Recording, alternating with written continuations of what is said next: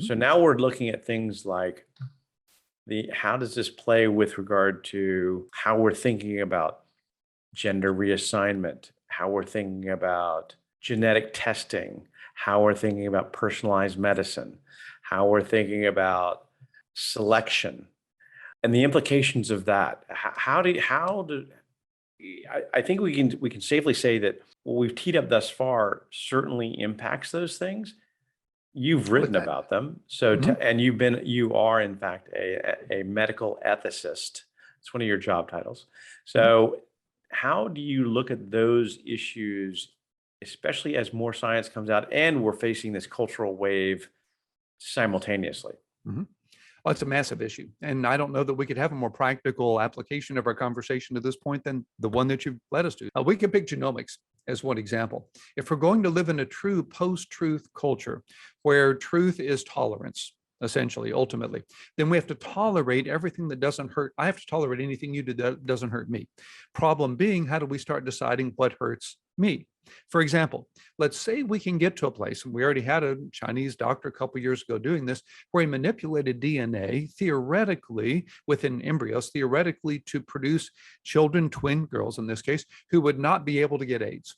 At least that was what he was attempting to do. We don't know if he was successful or not, but that was the attempt. Well, now he's created germline engineering, meaning that those girls, if they reproduce, will pass on to their descendants the altered DNA that he created in the lab in their embryos. Now that affects me. That affects my kids. That affects my grandkids. If he introduces something to the human condition that's going to be perpetrated down into posterity, that affects all of us. So now I have to step back and say, well, now, wait a minute. You want me to tolerate anything you do unless it hurts me? That just hurt me. Now he could argue, no, it didn't. I'm in China. You're in the United States. You're going to die before these kids probably have kids or grandkids. What difference does it make? Now we're having a philosophical argument over what hurts who. And yet in the postmodern context where tolerance is not only saying you have the right to be wrong, but there is no wrong. That's what the new tolerance means. And in that context, you can do anything that doesn't hurt me. Who gets to decide what hurts me? In the space of genomics, in the space of biomedical engineering, in the space of enforced abortion or euthanasia.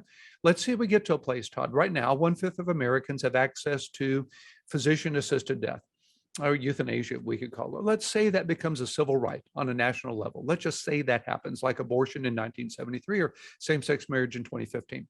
Let's say that the doctors at Baylor Scott and White Healthcare are then required to assist patients in seeking their own death, even in violation of their personal moral standards.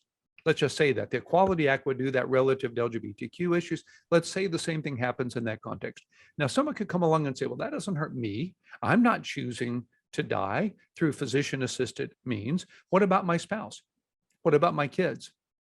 What about a place as in the Netherlands, where right now, as I understand, it's being debated whether children need to seek their parents' permission before seeking to end their lives? Well, that certainly affects me if my kids and my grandkids can choose to end their lives without my knowledge or permission through physician-assisted means. And so, of course, that's hurting me, and therefore tolerance should stop. The other side will say, no, you don't have to choose this if you don't want. So therefore, we have to be tolerant. If tolerance is the new truth, capital T tolerance, what I'm trying to illustrate is, in the context of medical application, deciding who was hurt by what breaks down very quickly. And it simply doesn't work as a means of deciding what medical advances should be tolerated and which ones shouldn't. When John Donne says no man is an island, he was actually speaking the truth in medical terms as well as in social and cultural.